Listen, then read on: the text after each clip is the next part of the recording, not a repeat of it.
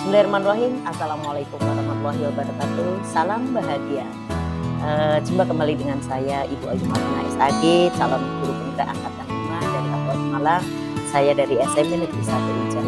Bapak Ibu yang kami hormati, saya akan sedikit mengurai tentang pengimbasan, posisi kontrol dan segitiga restitusi, kemudian kesepakatan kelas dalam mewujudkan budaya positif. Bapak Ibu, sebelumnya kita akan mencoba untuk kegiatan coba buka. Di sini ada dua orang bermain peran. Yang A mengepalkan tangan dan anggaplah di dalam kepalan tangan tersebut ada sesuatu yang sangat berharga dalam hidup si A. Nah, yang B berusaha membujuk, merayu, dan memberi imbalan, bahkan intimidasi agar si A melepaskan kepalanya. Sebuah refleksi mengatakan, kira-kira siapa yang bisa mengontrol diri kita? Tentunya yang bisa mengontrol kita adalah diri kita sendiri. Oleh karena itu, mohon perhatikan pemahaman kontrol yang kurang tepat. Yang pertama adalah guru mengontrol murid. Kemudian, semua penguatan positif, efektif, dan bermanfaat. Kemudian yang ketiga adalah kritik dan membuat merasa bersalah dapat menguatkan karakter. Terakhir adalah orang dewasa mempunyai hak untuk memaksa. Bapak Ibu, sekarang adalah terkait dengan disiplin positif. Setuju atau tidak? Yang pertama adalah anak yang berbuat kesalahan adalah anak yang nakal. Kemudian hukuman dapat mendisiplinkan anak. Kemudian yang ketiga, penghargaan dapat meningkatkan motivasi belajar anak. Yang keempat, pemberian hukuman dengan hal yang positif seperti membersihkan halaman dapat meningkatkan disiplin anak. Nah, ini Bapak Ibu direnungkan, kira-kira setuju atau tidak, pas atau tidak, sering Ibu lakukan atau tidak. Nah, Bapak Ibu, berikutnya adalah saya akan memberikan contoh. Tadi di awal saya akan mempraktekkan satu segitiga restitusi, kemudian posisi kontrol dan kesepakatan kelas. Ini kesepakatan kelas akan saya contohkan video tentang kesepakatan kelas. Semoga Bapak Ibu bisa disimak tentang kesepakatan kelas.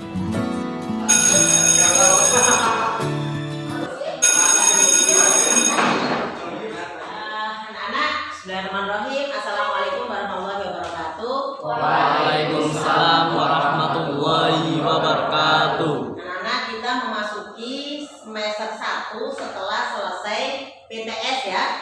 Ya. Apa PTS? Penilaian kelas semester. Kan sudah selesai. Nah, sudah selesai ditutup dengan KJS. Nah, maka pada pelajaran pendidikan agama Islam kali ini kita akan mencoba untuk membuat kesepakatan dan keyakinan kelas kembali.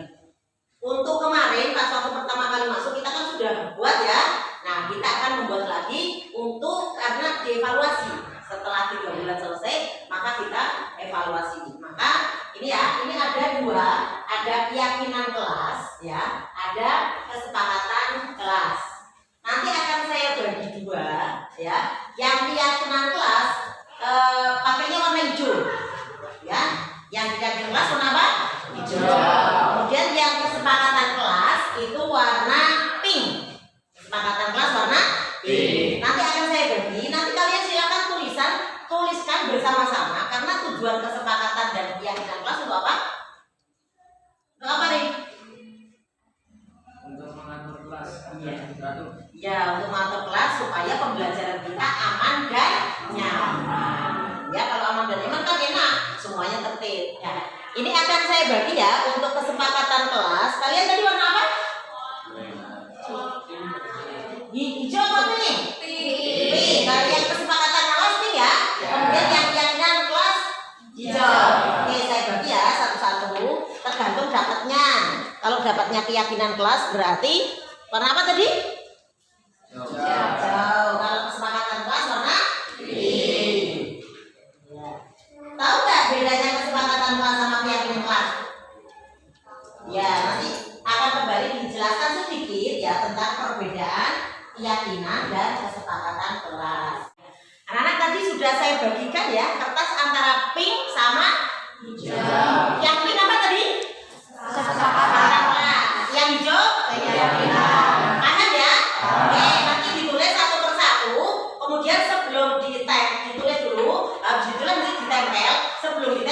dibaca satu-satu. Paham?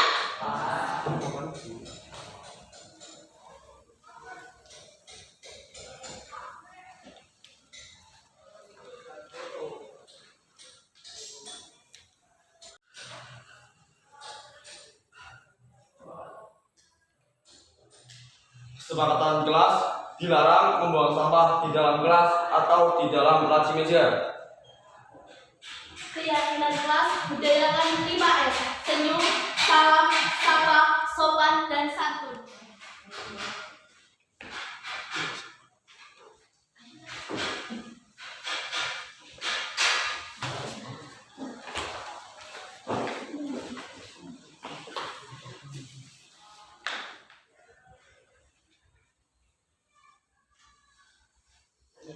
Ya anak-anak, tadi sudah kalian tulis ya, sudah nulis sendiri, sudah dibaca, kemudian kalian juga sudah nempel. Ini keyakinan kelas dan kesepakatan kelas. Maka semuanya harus ditaati, karena siapa yang bikin?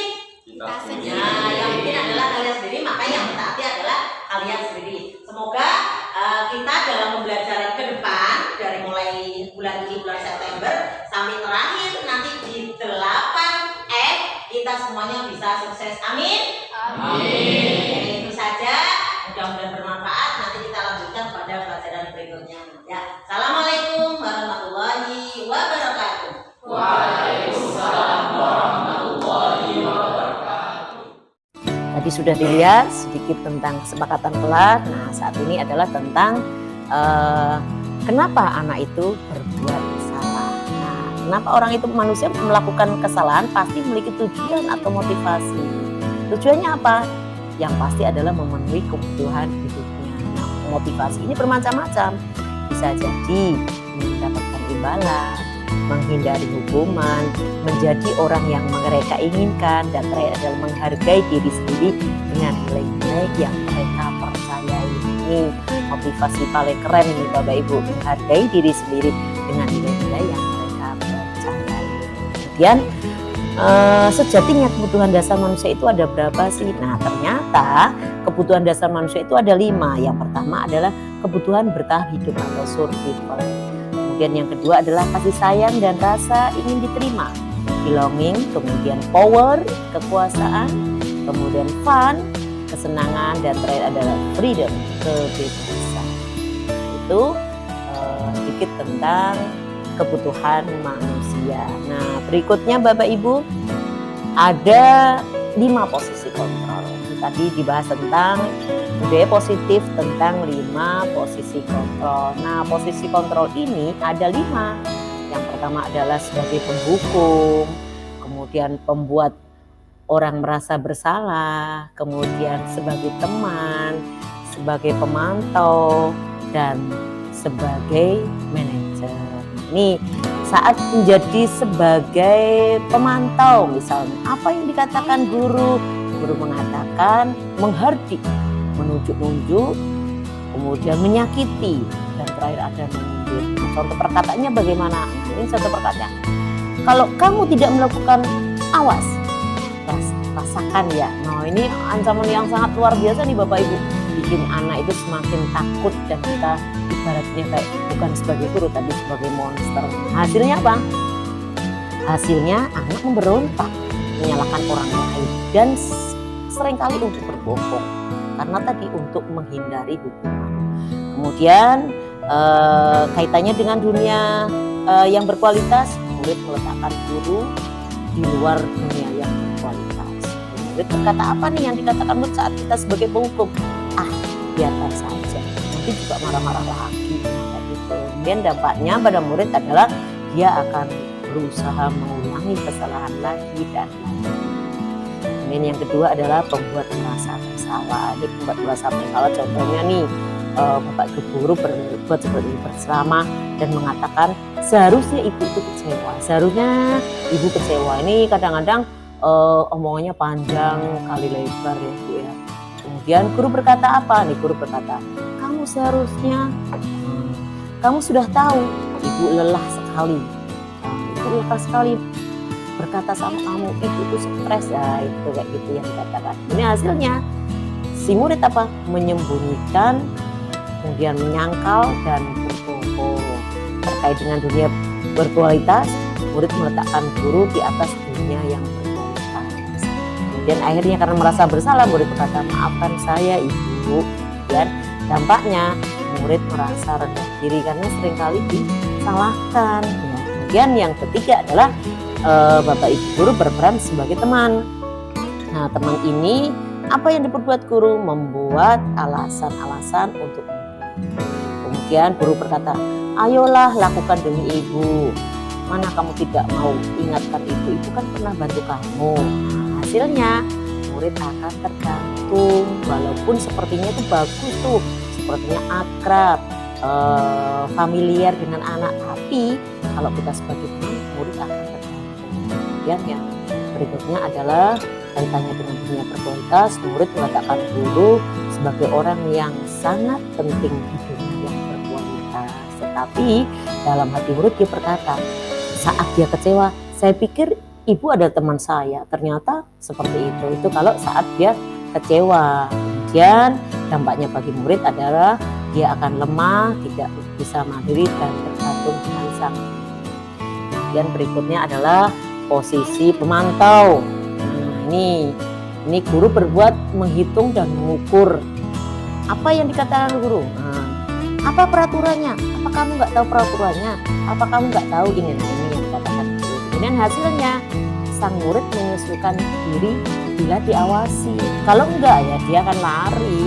Kemudian kaitannya dengan dunia berkualitas, murid meletakkan guru sebagai peraturan dan hukuman di atas dunia.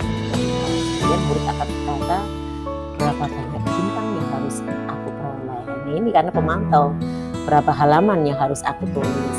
Dampaknya bagi murid adalah menitik beratkan pada sanksi atau hadiah yang untuk dirinya. Jadi kalau ada hadiah dia mau, kalau nggak hadiah dia akan kecewa. Nah, ini yang paling keren Bapak Ibu, guru berperan sebagai manajer. Ini mengajukan pertanyaan, nanti ada kaitannya dengan segitiga restitusi. Kemudian apa yang kita yakini, guru berkata apa yang kita yakini, apa yang bisa kalau kerjakan untuk memperbaiki masalah ini. Jadi artinya saat sebagai manajer itu guru dan murid sama-sama mencari solusi. Kemudian hasilnya mengatakan kepribadian pada murid. Kemudian kaitannya dengan dunia berkualitas, murid meletakkan dirinya sebagai individu yang positif dalam dunia yang berkualitas.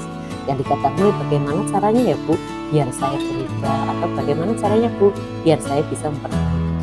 Dampaknya murid bisa mengevaluasi diri bagaimana cara memperbaiki dirinya. Berikutnya adalah ini tadi ya, hampir sama ya dengan pertanyaan tadi, pembuat merasa bersalah, penghukum, teman, pemantau, manajer, dan terakhir adalah penghukum. Nah Bapak Ibu, posisi budaya positif yang ketiga adalah tentang segitiga restitusi. Apa segitiga restitusi? Segitiga restitusi adalah proses menciptakan kondisi bagi murid untuk memperbaiki kesalahan mereka sehingga mereka bisa kembali pada kelompok mereka dengan karakter yang lebih kuat. Ini ditulis oleh Wilson tahun 2004. Kemudian segitiga restitusi itu merupakan proses kolaborasi yang mengajarkan murid untuk mencari solusinya dari suatu masalah dan membantu murid berpikir tentang orang seperti apa yang mereka inginkan dan bagaimana mereka memperlakukan orang lain. Tujuannya adalah menjadikan orang menghargai nilai-nilai kebajikan yang mereka pelajari. Ini segitiga restitusi itu ada 3 tahapannya. Yang pertama adalah menstabilkan identitas, menayangkan keyakinan, dan terakhir ada tindakan validasi yang salah. Nah ini nih contoh perkataan guru terkait dengan menstabilkan identitas. Tujuannya apa? Untuk membuat anak yang merasa gagal karena berbuat salah menjadi positif terhadap dirinya. Nah ini contoh perkataan guru. Berbuat salah itu hal yang manusiawi. Tidak ada manusia yang sempurna. Bapak Ibu juga pernah berbuat salah. Kita pasti bisa menyelesaikan permasalahan ini. Bapak Ibu tidak tertarik untuk mencari tahu siapa yang benar, siapa yang salah, tapi Ibu lebih tertarik untuk bagaimana cara menyelesaikan masalah. Kalau kamu menyalahkan dirimu sendiri terus-menerus, apakah kamu bersikap baik pada dirimu sendiri? Itu perkataan tentang menstabilkan identitas. Yang kedua adalah validasi kebutuhan. Nah, validasi kebutuhan ini tujuannya apa? Membantu siswa mengenali basic need atau kebutuhan yang ingin dipenuhinya. Nah, tadi kan kebutuhan dasar manusia itu ada 5 tuh. Nah, ini tadi pada dasarnya setiap tindakan manusia itu mempunyai tujuan. Apakah memenuhi basic need, apakah itu power, freedom, love, and belonging, fun, and survival. Perkataannya contohnya seperti apa nih yang dikatakan Bapak Ibu guru? Nih contohnya, kamu bisa saja melakukan hal yang lebih buruk, tapi kamu tidak melakukannya kan? Ini yang kedua, kamu pasti punya alasan kenapa kamu melakukannya. Apa yang penting bagi kamu? Kamu boleh tetap berusaha menjaga sikap itu, tapi tambahkan sikap yang lain yang baru. Contoh berikutnya adalah, maukah kamu belajar cara lain untuk mendapatkan yang kamu butuhkan tanpa harus memukul? Apakah kamu bisa melakukan dengan lebih baik pada besok lagi? Itu adalah contoh perkataan Bapak Ibu guru tentang validasi kebutuhan.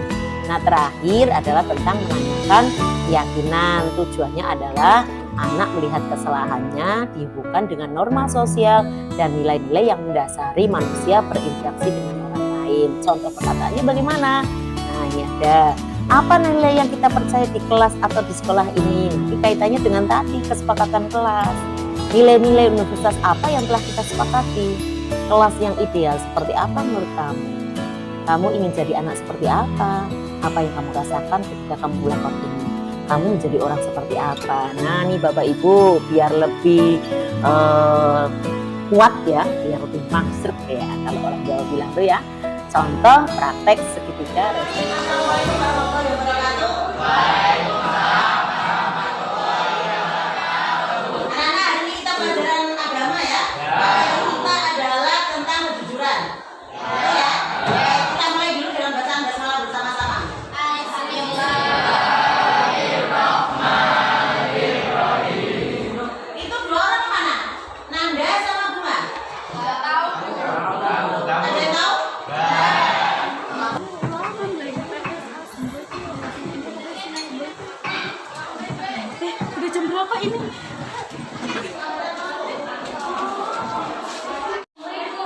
Waalaikumsalam.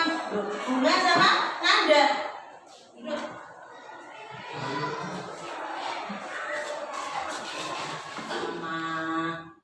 Bunga, kamu dari mana? Kami dari kantin, Bu. Tidak di Marvel. Tidak dengar? Ya Allah Gusti. Terus kan sebelumnya kan kita sama-sama ya sudah pernah membuat kesepakatan kelas, ingat ya? Apa kesepakatan kelas salah satunya?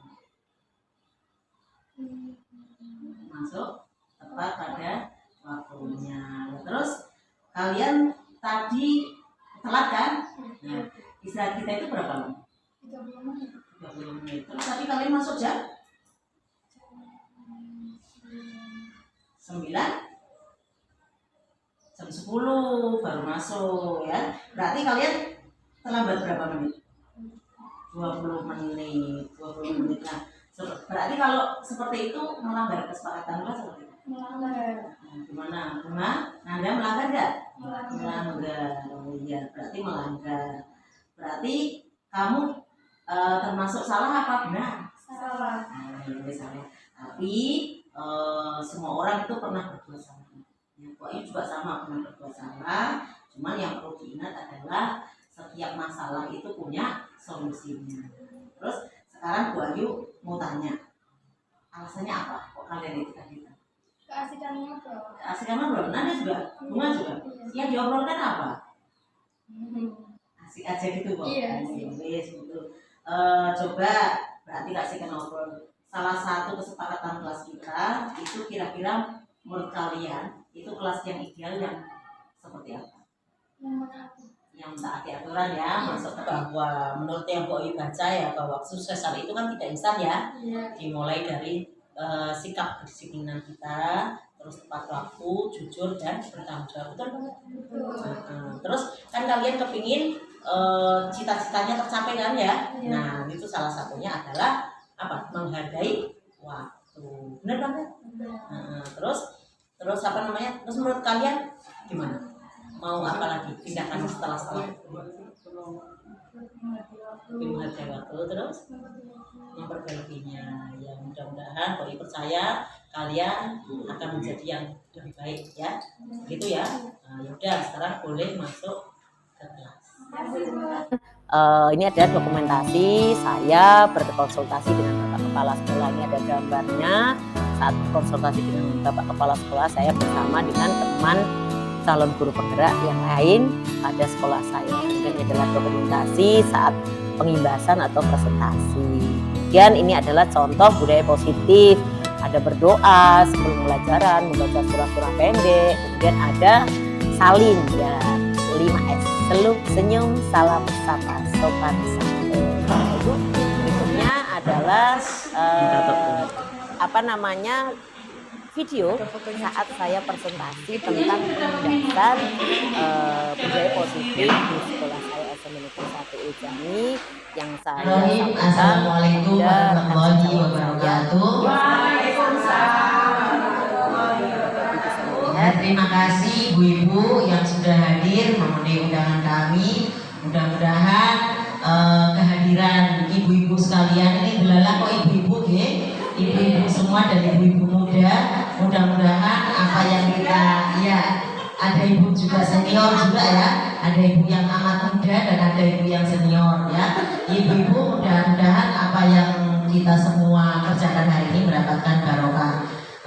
Sebelumnya mari kita sama-sama memanjatkan rasa syukur atas kehadirat Allah Subhanahu wa taala yang telah memberikan kesempatan kepada kita semua sehingga pada pagi yang berbahagia ini saya Ibu Ayu Marina sebagai calon guru penggerak angkatan 5 Kabupaten Pemalang berusaha untuk pengimbasan apa yang sudah saya pelajari selama 1,5 bulan ke belakang. Harapannya apa yang saya pelajari ini bisa berimbas atau bisa tersosialisasikan kepada ibu-ibu sekalian. Nah, ibu-ibu nanti kita semua orang usah tegang ibu, kita bareng-bareng belajar bersama. Artinya bukan saya di sini orang yang paling pintar, tapi adalah saya yang lebih dulu moco, itu saja kelebihannya. Kemudian yang kedua, salawat serta salam dan tetap tercurahkan kepada beliau junjungan kita Nabiullah Muhammad SAW. Ibu-ibu yang terhormat, yang pertama yang ingin saya utarakan di sini adalah soal pengimbasan tentang budaya positif ya, budaya positif yang sudah kita kerjakan. Satu, berdoa ibu ya sebelum kita memulai pelajaran. Berdoa nggih, Bu Nak berdoa nggih? Oh, berdoa. Bu Wiwi berdoa? Iya. Bu Mufli nggih? Nggih, mari. Itu berdoa. Itu adalah budaya positif yang sudah sekian tahun kita laksanakan. Nah, kemudian yang kedua, kalau guru agama itu mesti membaca surah-surah pendek. Ya, tujuannya agar mereka ibaratnya itu ngaji seminggu sepisan. Kalau di rumah itu jarang ngaji, maka mereka bisa ngaji 1 minggu sekali. Nah, itu kebiasaan positif. Kemudian yang ketiga, itu seperti yang biasa Bapak Ibu-ibu laksanakan saat piket. Saling, senyum, salam, sapa. Nah, itu menjadi sebuah kebiasaan budaya positif. Dan kalau sudah kita laksanakan bersama-sama, monggo kita bareng-bareng merawatnya sehingga memang betul-betul sudah terrealisasi. Nah, budaya positif yang akan saya sedikit berbagi di sini adalah masalah posisi kontrol, kebutuhan dasar manusia, segitiga restitusi dalam mewujudkan budaya positif. Kemudian, nah ini Bu, ini kegiatan coba buka, ya coba buka, 2 orang bermain peran. Yang A mengepalkan tangan dan anggaplah di kepalan tangan itu ada sesuatu yang sangat berharga di dalam hidup A. Sehingga si B berusaha untuk membujuk, merayu dan memberikan imbalan. Ini sama kayak kita menangani, murid. Ya, ada murid yang mempertahankan egonya, kepinginnya nangis terus ya. Itu kan ego itu. Nah, kita kan kemudian membujuk, kemudian memberikan sesuatu, itu yang kita lakukan selama ini memang seperti itu.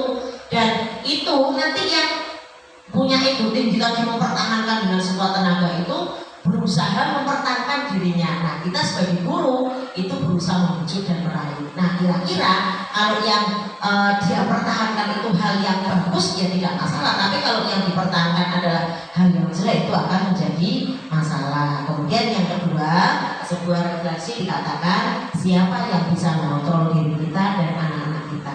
Jadi ini posisi kontrol Bapak Ibu, artinya begini, saat kita itu berada di posisi sebagai seorang guru, maka yang perlu kita perhatikan adalah bagaimana bukan kita mengontrol anak, tapi kita merembukan. Sekiranya anak itu mau menjalankan sesuatu yang menurut kita benar dan anak itu menjalankannya dengan ringan, penuh tanggung jawab, bukan karena paksaan. Itu posisi kontrol. Nah, posisi kontrol kita itu ada pada diri kita sendiri, Bu, bukan pada orang lain. Kalau remote control itu pada orang lain, maka yang terjadi adalah kita hidupnya mengikuti orang lain. Ya, contoh nih, sekarang lagi tren kerudung jone ya Bu ya. Nah, itu makanya sudah tren. Nah, itu kalau kita itu mengikuti tren, ikuti gaya hidup, ya memang kepontal-pontal ya. Burung nanti kalau sepatunya boleh ya Bu. Itu kepontal-pontal ya. Jadi ada kalanya memang kita harus punya prinsip bahwa apa yang kita yakini itu benar, itu memang benar. Tapi kalau kita mengikuti gaya hidup, yaitu tadi kadang-kadang orang ingin terlihat kaya, ya tapi giliran Bapak CLT ya Bu ya, kayak yang di Balai Desa itu berlomba-lomba mendaftar jadi orang miskin. Nah itu. Jadi, nah itu apa yang harus kita lakukan seperti ini? Nah kita bukan kita sok kaya, tapi kita bermental kaya. Nah bermental kaya dengan sok kaya itu beda. Ibu-ibu kalau bermental kaya itu segala sesuatu seharusnya kita itu mampu. Tapi kalau sok kaya, nah itu sok-sokan hidup tidak sesuai dengan apa yang dihasilkan. Nah berikutnya adalah nomor ketiga ya Bu, nomor slide berikutnya itu tentang pemahaman yang kurang tepat tentang posisi kontrol. Ini bacanya kontrol, hati-hati ya Bu. Pakai R-nya diperhatikan ya. Posisi apa Ibu Bu? Posisi apa Bu? Kontrol. R-nya diperhatikan ya. Iya, itu yang masih perawan mohon tutup telinga. Ya, yang pertama, guru mengontrol murid. Benarkah ini kita lakukan? Iya, kita selalu mengontrol murid supaya murid itu seperti apa yang kita inginkan. Nah, itu kurang tepat Bapak Ibu. Ini pemahaman kurang tepat tentang posisi kontrol. Kita itu punya, wah ini kudune kok piye? Nah, apalagi kita kadang-kadang sebagai orang tua, ini ego kita ya. Kudune anak ini main wong tua, padahal zaman kita itu beda, Ibu ya. Saat kita itu zaman jadul. Saat anak-anak saat ini adalah zaman digital. Digital itu adalah zaman yang penuh dengan perubahan yang sangat cepat.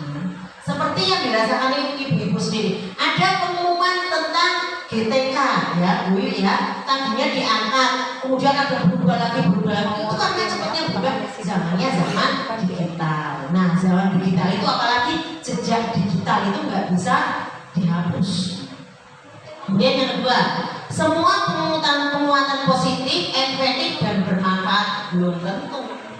Ya, belum tentu ini semua penguatan positif, efektif dan bermanfaat. Contoh nih, anak kadang-kadang dihukum dengan ini, nulis 100 kali.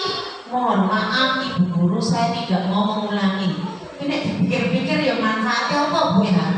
Nek dipikir-pikir anak kalau masih kan dulu ada ya Bu, hukuman seperti itu ya.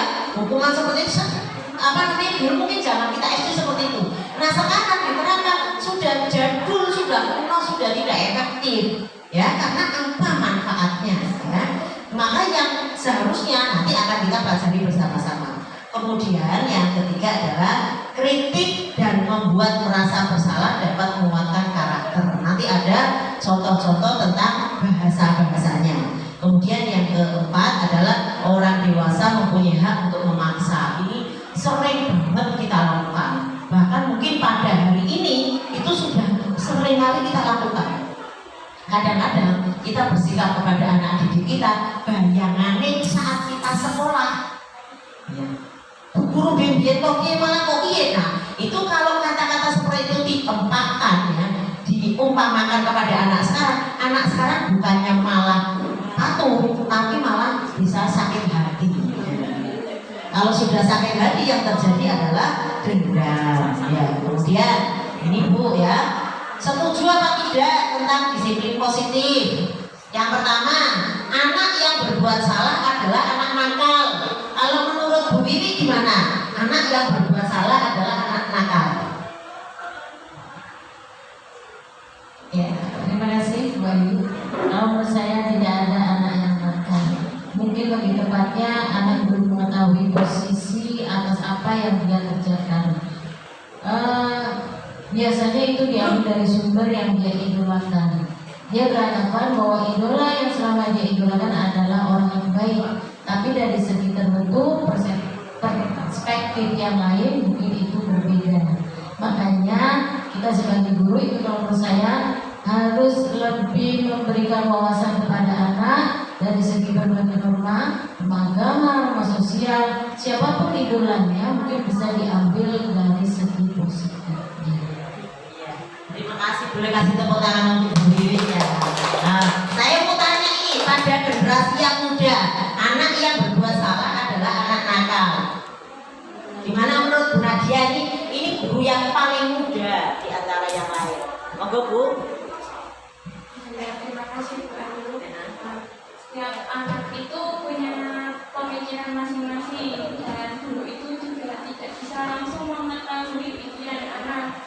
Mungkin di mata guru anak berbuat salah atau berbuat nakal, tapi menurut anak yang dia lakukan itu bukan salah atau bukan suatu kenakalan karena dia tidak tahu, belum punya ilmunya, belum punya dasar-dasarnya bahwa yang dia lakukan itu salah atau benar, anak belum tahu.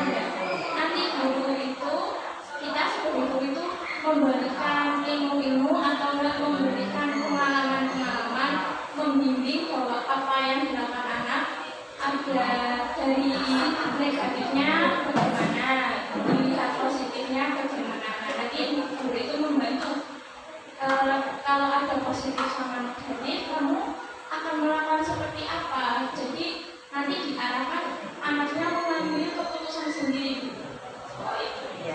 Terima kasih Bu Nadia ya. Jadi memang ya keren ya. Kok kanan boleh kasih tepuk tangan untuk Bu Nadia. Ya. Jadi saat kita memarahi anak terkadang kita itu belum ngandani aturannya. Jadi seperti apa Bu Nadia betul? Belum sosialisasi, moro-moro ten diseneni. Jadi terkadang anak itu bingung, nggak paham ini ibu ini bu guru ini nyari apa. Ya, saya nggak tahu. Nah betul yang diomongkan oleh Bu Wiwi bahwa mengajarkan norma sejak dini itu hal yang sebuah keniscayaan. Jadi kalau kita itu misalkan memberikan tugas sama anak itu dijelaskan betul secara detail apa yang perlu mereka kerjakan. Jangan-jangan kita belum menjelaskan secara detail terus kemudian ketika anak belum mengerjakan tugas malah kita marah-marah. Nah itu yang kurang pas. Ada kerjaan opo, iki dikepriyeke, itu seperti itu Bu. Jadi kalau kita menjelaskan secara detail, itu insya Allah anak bisa mengerjakan. Karena setiap anak itu punya potensi masing-masing. Anak itu penuh dengan keunikan masing-masing. Ada yang kalau misalkan banyak gerak, itu bukan nakal, tapi dia banyak energi. Barangkali bisa disalurkan kepada yang lain yang lebih positif. Kemudian yang kedua Bu, ini kok untuk ini terus ya Bu. Kemudian yang kedua itu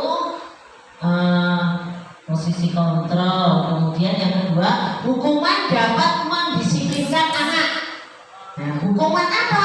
Misal anak kalau dulu itu anak nggak kerjakan PR disuruh berdiri ya Bu sambil kayak gini ya itu dulu banget ini zaman orang tua kita mungkin. Nah kalau nggak ngerjakan tugas, moro-moro anak disuruh keluar. Kamu nggak kerjakan tugas, keluar. Dengan nada yang sangat luar biasa, itu kita menjas kepada anak. Nah, ini yang kedua ya, terkait dengan mendisiplinkan anak harus dengan hukuman. Ini kalau menurut ibu-ibu gimana nih? Mendisiplinkan anak harus dengan hukuman. Menurut Bu, saya kepingin dengar suaranya Bu siapa kan nih? Bu Kiki ini calonnya Pak Untung. Gimana Bu? Bu Kiki, Bu Untung. Ya, hukuman dapat mendisiplinkan anak. Kalau menurut jenengan gimana Bu? Nah, menurut jenengan gimana? Hukuman dapat mendisiplinkan anak. Itu kira-kira tepat apa tidak? Ya tepat, karena itu untuk anak supaya disiplin dalam belajar. Nanti nggak sakit hati Bu Ayu. Iya. Ya, ini kalau Bu Kiki setuju. Kalau menurut Bu Epi gimana Bu Epi? Bu Epi sewater ya. Kalau menurut Bu Kiki gimana? Hukuman dapat mendisiplinkan anak. Menurut Bu Wiwi gimana? Setuju apa tidak atau kudune keprimen? Ya, terima kasih Mbak sebelumnya. Kalau menurut saya itu sangat setuju sekali ya, karena kalau misalkan hukuman untuk mendisiplinkan anak kalau tidak diberlakukan itu biasanya anak kan tidak terkontrol. Itu juga. Terima kasih, ini khusus yang setuju. Yang tidak setuju, Buna barangkali Buna. Gimana Buna? Terima kasih Bu Ayu Marina SAG. Ya Bu. Menurut saya, kalau hukuman untuk mendisiplinkan anak kurang tepat. Kalau saya kurang setuju. Sebab anak kalau kita hukum itu biasanya sakit hati, dendam. Itu mungkin kalau lebih tepatnya kita tegur, kita bimbing anak yang untuk mendisiplinkan siswa atau anak kita. Jadi tidak perlu harus dihukum. Kalau dihukum untuk era sekarang kurang tepat. Kalau kita dulu ya untuk guru kita yang dulu. Kata Bu Ayu jangan jadi. Mungkin itu saja Bu Ayu mohon. Terima kasih ya. Jadi ini pemahaman tentang kalau tadi Bu Wiwi bilang setuju ya, Bu Kiki juga setuju. Nah kalau Buna berbeda bahwa hukuman itu tidak harus dilakukan hanya untuk mendisiplinkan anak. Ya, pemahaman sekarang itu memang betul. Berarti anak itu tidak boleh dikerasi. Loh kalau gitu pakainya seperti apa? Nah ini tadi nanti di dalam kelas itu nanti ada yang namanya kesepakatan kelas. Kesepakatan kelas yang harus disepakati bersama, bukan kita menghukum anak, tapi kita mengajak dialog anak, ya. Kemudian menyepakati ada nanti segitiga restitusi, mulai dari menstabilkan identitas, kemudian menerapkan keyakinan, dan terakhir adalah mencari solusi. Pada hakikatnya semua masalah itu ada solusinya. Semua masalah ada solusi. Termasuk tadi anak yang melanggar menurut siapa? Itu kan menurut kita, Bu, ya, menurut kita. Jadi kita itu jangan pernah berpikiran anak bisa menjadi seperti yang kita inginkan.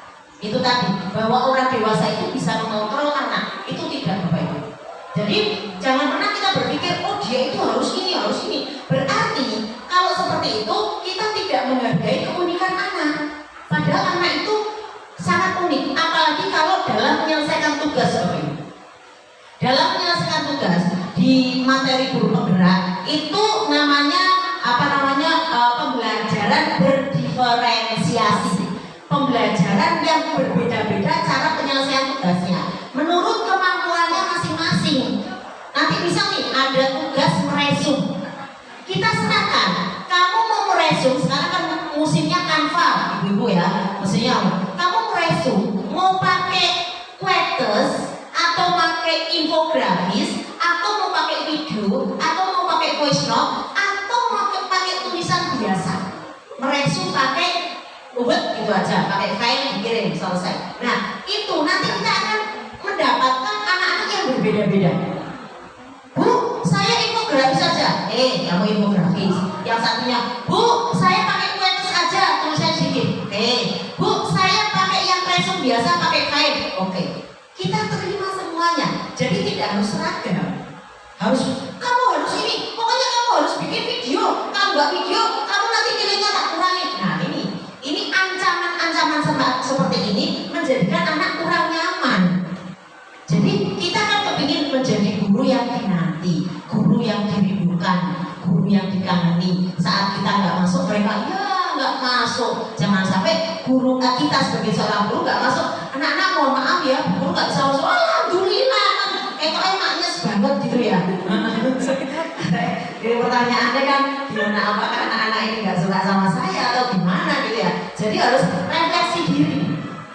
Ya, jadi tadi hukuman tidak harus dilaksanakan saat untuk mendisiplinkan anak. Nah, mendisiplinkan anak nanti kita pakainya itu tadi Bu, kesepakatan kelas dan keyakinan kelas. Itu ada dalam budaya positif. Kemudian berikutnya, penghargaan dapat meningkatkan motivasi belajar anak. Setuju atau tidak? Ini saya tanya sama Bu PT Gata yang baru Bolisok. Penghargaan dapat meningkatkan motivasi belajar anak. Setuju atau tidak? Ya, setuju. Apalagi usia SMP itu kan mereka masih mencari jati diri ya.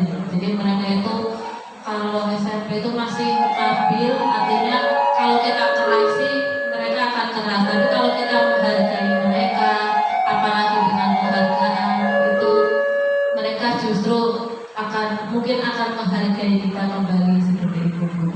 Terima kasih Bu Liso. Satu lagi, saya minta pendapat Bu Siang. Gimana? Itu penghargaan dapat meningkatkan motivasi belajar anak. Setuju apa tidak? Sangat setuju sekali Bu Ayu. Ya. Ya, karena dengan penghargaan itu kadang anak itu punya apa ya, motivasi yang lebih ya, kepingin semakin tambah ya, jati dirinya juga percaya diri juga, itu dengan kemampuan yang tinggi begitu Bu Ayu. Terima kasih ya, terima kasih. Ada satu lagi Bu Epi. Penghargaan setuju atau tidak Bu? Kalau menurut saya untuk penghargaan dapat meningkatkan motivasi belajar anak, menurut saya setuju Bu. Yang tadi yang dikatakan Bu Siang ya, untuk meningkatkan anak untuk lebih belajar lagi, untuk lebih aktif lagi, karena kan kita memberikan penghargaan kepada anak tersebut. Mungkin itu dari saya. Terima kasih ya untuk penghargaan, ini rata-rata setuju dan alhamdulillah. Yang penting penghargaannya Bu, penghargaannya yang saya pelajari kemarin di budaya positif itu penghargaannya bukan barang. Kita kasih bintang, ya, kita kasih bintang. Itu kita menghargai apa usaha anak, betul. Tapi kalau penghargaannya itu berupa barang, nanti kalau tidak mendapatkan itu mereka kecewa. Jadi penghargaannya itu bisa berupa bintang atau bisa berupa tepuk tangan atau ribet apapun. Anak itu kalau dikasih ribet sekedar tepuk tangan itu senengnya teman. Sekedar tepuk tangan loh. Ayo kita kasih tepuk ini yang paling berani. Kita kasih tepuk tangan, senang hatinya senang. Suatu saat dia akan cerita sama orang tuanya dan itu sudah kita alami. Coba kita lihat anak-anak kita yang TK, begitu dikasih ribet sama bu gurunya dengan tepuk tangan atau dengan kertas pakai bintang, itu senang banget. Ibu-ibu tadi pagi saya dapat ini dari bu guru, kan senang banget. Artinya apa? Ya, kalau penghargaannya itu berupa barang, ingin mencapai sesuatu, itu nanti kalau tidak dapat itu jadi kecewa. Jadi PHP kalau kemarin yang biar itu di PHP ya. Kita ya nanti di PHP sama seseorang itu kan sakit banget ya. Katanya mau dikasih hadiah ternyata dinanti-nanti nggak dapat hadiah. Ya wes, kalau kayak gitu nanti kalau ada lomba lagi nggak usah tiang-tiangan. Oh hadiah kasih dong. Itu akan seperti itu ya Bu ya. Benar ya Bu Min ya. Nah itu seperti itu. Kemudian yang berikutnya adalah pemberian hukuman dengan hal yang positif seperti membersihkan halaman dapat meningkatkan kedisiplinan anak. Ini setuju apa tidak? Saya tanya Bu Min. Bu Min, kelihatan suaranya. Kalau saya untuk membersihkan halaman bagi siswa yang melanggar aturan, penyuapan tepat dan tertuju. Alasannya kenapa Pak Kurang? Rasanya bisa menjadi denda dan bisa mengingat kesalahan tersebut sampai selanjutnya. Jadi ada harapan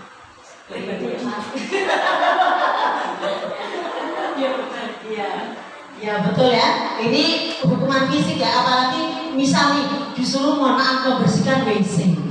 Itu kan sakit banget ya. Kalau suruh membersihkan WC oke nggak masalah, tapi tidak pada posisi hukuman.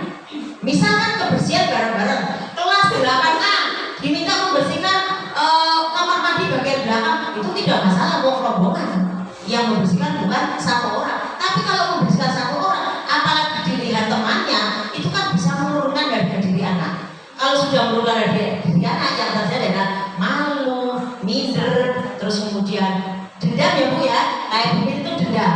Nanti bikin sakit hati, mungkin punya pengalaman yang menyakitkan saat sekolah ya. Sama mungkin kita juga sama ya Bu ya, punya pengalaman yang menyakitkan dengan guru-guru kita. Nah, oleh karena itu tidak boleh diulangi. Nah, itu sudah semua ya Bu tentang disiplin positif. Nanti akan ada pembahasannya.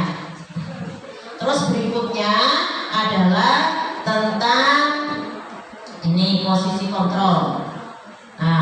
Nah ini tadi, kenapa tadi itu ada hukuman, ada cara mendisiplinkan anak, ada anak melanggar, ada anak mohon maaf kelebihan tenaga. Kalau bahasanya itu nakal nggak boleh Bu, kelebihan tenaga. Kenapa?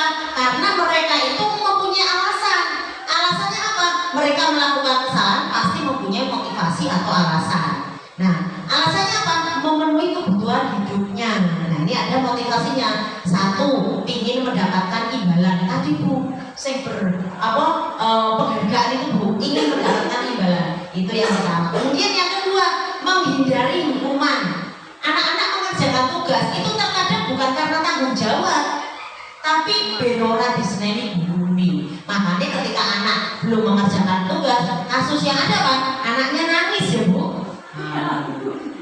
Ada kelas 7F ya, yang perlu penguatan. Begitu nggak mengerjakan tugas, sama gurunya ketakutan, lari, nangis ya. Kalau kita kan sepakat ya untuk membimbing anak itu sesuai dengan zamannya ya.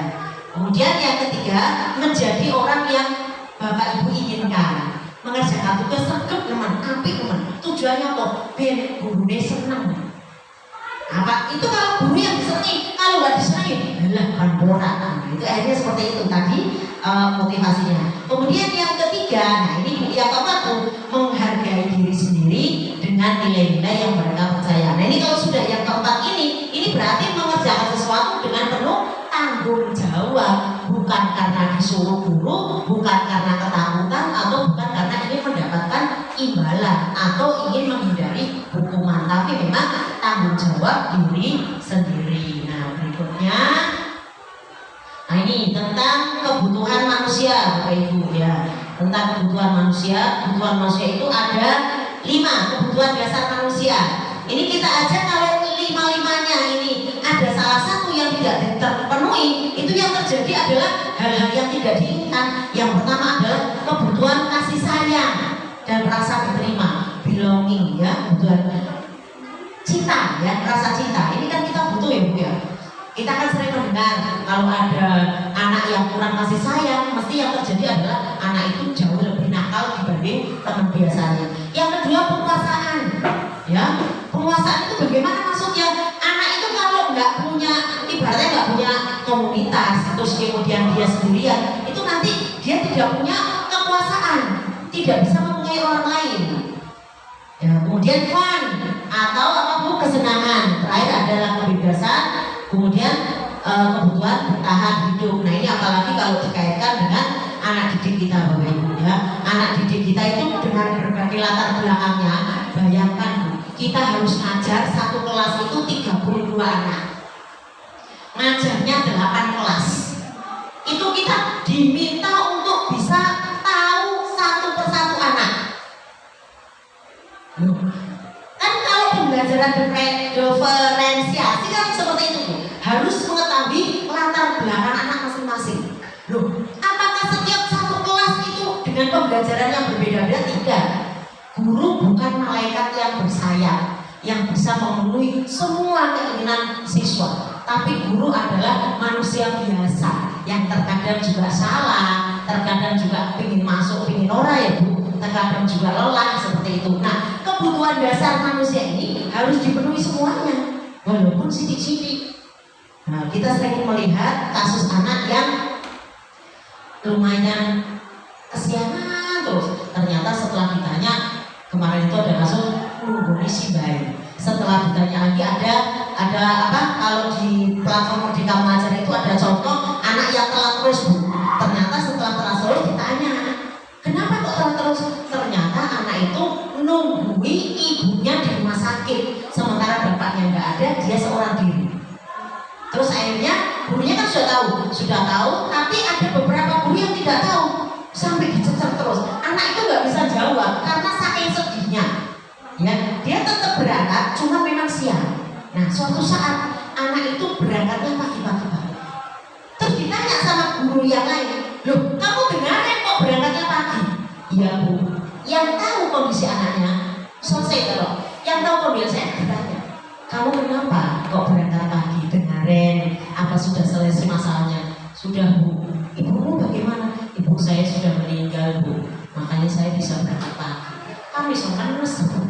Kalau kita tahu penyebabnya, mungkin kita tidak akan marah-marah. Nah, itu salah satu kebutuhan manusia, dasar manusia yang kurang terpenuhi. Tadi rasa kasih sayang kurang diperhatikan sama kita sebagai guru. Maka tugas kita sebagai guru, sebagai manusia dewasa, sebagai orang dewasa itu hendaknya bisa memenuhi dan memahami apa yang terjadi pada anak-anak kita. Nah, berikutnya Bu, ini posisi kontrol nih Bu. Ini terkait dengan tadi yang ada pertanyaan ini. Posisi kontrol itu ada 5 Bu. Ini posisi kontrol. Nah, ini posisi kontrol. Posisi kontrol itu ada 5. Satu sebagai penghukum. Tadi Bu, kalau ada anak telat, kita langsung tanya. Nah, posisi penghukum ini guru berbuat apa? Menghardik, menunjuk-nunjuk dan menyakiti, terus menyindir Bu. Ini jangan sekali-kali kita nyindir anak Bu, sakit Bu. Yang kedua, guru berkata, kalau kamu tidak melakukan apa yang aku yakini, maka rasakan. Nah, ini ancaman luar biasa. Kemudian yang hasilnya anak memberontak, menyalahkan orang lain dan berbohong. Kemudian berikutnya adalah kaitannya dengan dunia pendidikan. Murid meletakkan guru di luar dunia yang berkualitas. Jadi kalau guru ke dunia orang-orang, guru adalah monster yang paling berbahaya. Jadi kalau kita sebagai guru mengambil posisi sebagai penghukum, oleh orang kita itu langsung lari. Nah, itu sama kalau kita ada anak nggak pakai dasi kan kayak gitu ya Bu ya. Ya ada siapa? Ada ini lari-lari. Nah, ini alangkah baiknya kita ajak dialog Bu, supaya ketika mereka pakai dasi itu pakai dengan tanggung jawab, bukan karena ketakutan pada seorang guru. Kemudian murid berkata, biarkan saja, nanti juga marah-marah lagi. Nah, ini guru yang terkenal marah-marah, jarang senyum ya Bu ya. Senyum itu sedekah Bu ya, murah orang banyak. Terkadang senyum aja susah ya Bu ya. Tapi memang itu kebiasaan. Kemudian kenapa Bu Suci ketawa? Bu Suci mungkin ingat gurunya yang nggak pernah senyum ya Bu. Kemudian yang kedua, membuat orang merasa bersalah. Berceramah terus dan mengadakan seharusnya kamu itu seperti ini. Ibu kecewa loh, kita juga nggak boleh loh kayak gitu. Ibu kecewa sama kamu, kenapa kamu seperti ini? Nah, nanti dia akan merasa bersalah Bu. Kalau sudah merasa bersalah, dia merasa gagal. Dia merasa menjadi orang yang tidak berguna. Kemudian berikutnya yang apa yang dikatakan guru, kamu seharusnya tahu ibu itu lelah sekali. Kowe kudu ngerti loh, ibu guru ini ngajar ini kesuwen temen. Nah, itu juga kurang pas. Ya. Kemudian menyembunyikan atau menyangkal berbohong. Kemudian yang dikatakan dengan dunia pendidikan, murid meletakkan guru di dalam dunia yang berkualitas. Ini beda. Ada sedikit kemajuan bahwa murid meletakkan guru sebagai manusia berkualitas berarti guru kayak api gitu.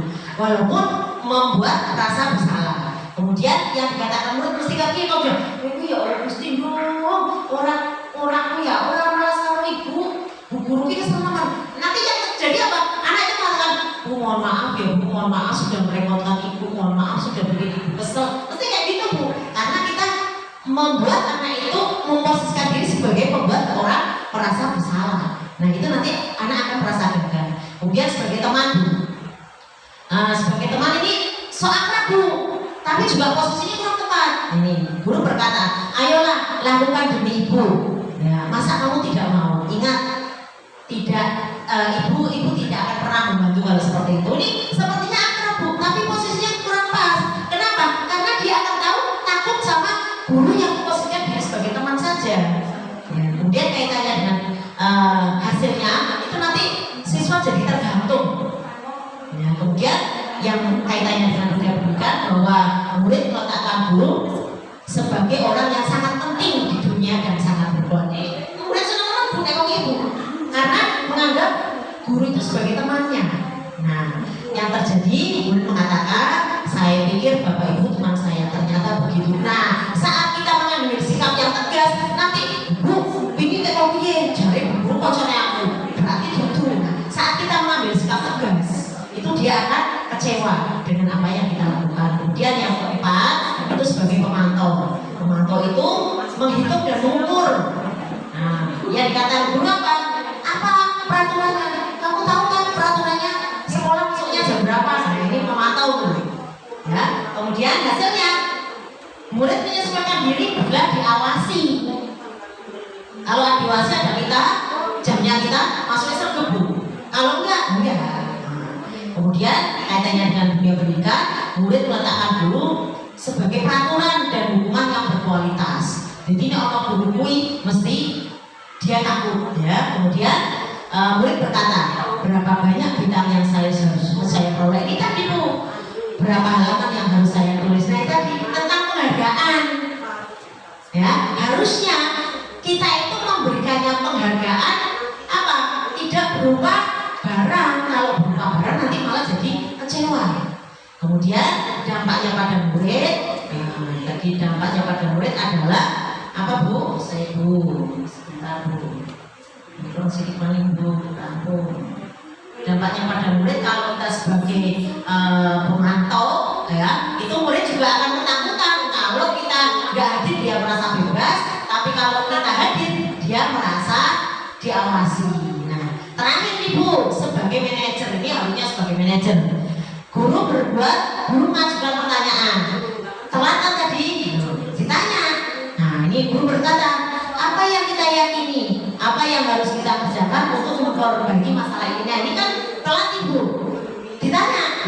Kita kan sudah membuat kesepakatan kelas. Nah, apa salah satu isinya kesepakatan kelas?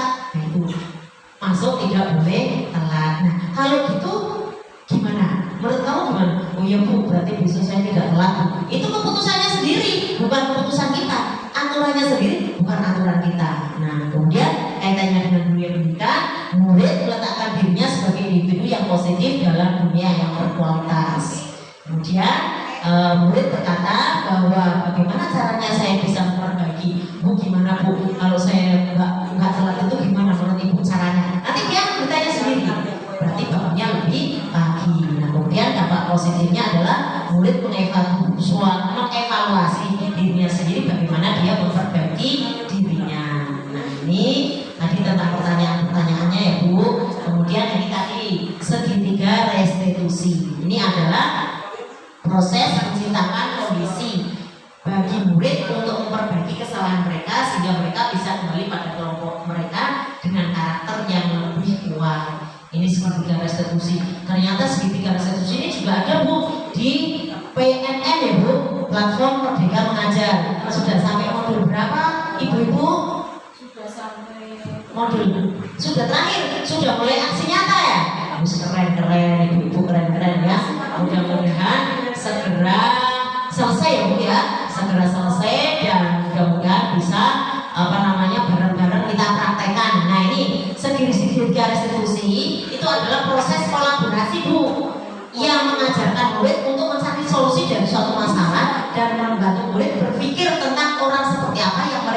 kebajikan dan bagaimana mereka memperlakukan orang lain. Tujuannya adalah menjadikan orang menghargai nilai-nilai kebajikan yang mereka pelajari. Nah, ini ada 3 Bu. Ada 3 cara melaksanakan segitiga restitusi. Yang pertama adalah menstabilkan identitas, ya. Kemudian yang kedua menanyakan keyakinan, dan terakhir adalah validasi tindakan yang salah. Nah, ini tentang menstabilkan identitas. Guru bertanya, berbuat salah itu manusiawi. Ada anak telat, orang popo, telat yo biasa, manusiawi berbuat salah itu. Tapi Bapak Ibu juga pernah berbuat salah, jadi empati Bu. Nah, kita pasti bisa menyelesaikan masalah ini. Kemudian Bapak Ibu tidak tertarik, saya tidak tertarik untuk mencari siapa yang salah dan siapa yang benar. Ini biasanya ada orang bertengkar. Kowe sing salah atau kowe sing salah, Ibu ora perlu. Saya perlu bahwa setiap masalah itu ada solusinya. Kalau kamu menyalahkan dirimu sendiri terus, maka apakah kamu akan bersikap baik pada dirimu sendiri? Ini menstabilkan identitas supaya dia itu merasa dihargai, diwongi. Yang kedua adalah validasi kebutuhan. Nah, membantu siswa mengenal basic needs atau kebutuhan yang ingin dipenuhi ketika melakukan sebuah kesalahan. Pada dasarnya setiap tindakan manusia tujuannya adalah memenuhi basic needs. Apakah itu power, freedom, love, atau belonging, fun, atau survival? Pada hakikatnya orang melakukan kesalahan adalah karena ingin memenuhi kebutuhan dirinya sendiri. Kemudian guru berkata, kamu bisa saja melakukan hal yang buruk, tapi kamu tidak mau melakukan kan? Itu. Kemudian yang kedua, kamu pasti punya alasan melakukan itu. Apa yang penting bagi kamu? Kamu boleh tetap berusaha menjaga sikap, tapi tambahkan sikap yang lain. Nah, kemudian terakhir adalah menanyakan keyakinan. Kira-kira apa nilai yang kita percaya di sekolah kita? Nilai-nilai universal, itu kebaikan universal. Nah, terakhir ini intervensi 30 detik loh. Intervensi 30 detik. Apakah kamu menginginkan berbuat lebih baik? Gimana? Iya kan Bu ya? Apakah saat ini kamu sedang menjadi orang yang sedang kamu inginkan? Kira-kira kita menjadi guru itu sebagai keinginan diri sendiri atau keinginan orang tua. Apa yang kita nikmati saat ini adalah buah apa yang kita kerjakan 10 sampai 20 tahun ke belakang, ya. Kemudian berikutnya dokumentasi, Bu jangan lupa difoto ya Bu. Dokumentasi. Terakhir, terima kasih, salam bahagia. Terima kasih Ibu ya sudah mengikuti apa yang menjadi pengimbasan dan apa yang menjadi budaya positif di sekolah kita. Mudah-mudahan sekolah kita menjadi sekolah yang baik ya Bu ya, menjadi baik yang luar biasa dan guru-gurunya sejahtera ya. Saya doakan mudah-mudahan yang belum diangkat menjadi PNS segera diangkat ya Bu. Bismillah itu impian kita semua, dan yang sudah PNS nanti bersyukur bahwa kita caranya bersyukur bagaimana melaksanakan tugas dengan sebaik-baiknya dengan penuh tanggung jawab. Demikian, terima kasih Bu Ibu, mohon maaf atas kesalahan dan terima kasih atas waktunya, mohon maaf akhirnya, terima kasih. Assalamualaikum warahmatullahi wabarakatuh. Waalaikumsalam warahmatullahi wabarakatuh. Demikian Bapak Ibu yang bisa saya sedikit mengulas pengimbasan tentang budaya positif. Semoga bermanfaat. Terima kasih. Salam bahagia. Assalamualaikum warahmatullahi wabarakatuh.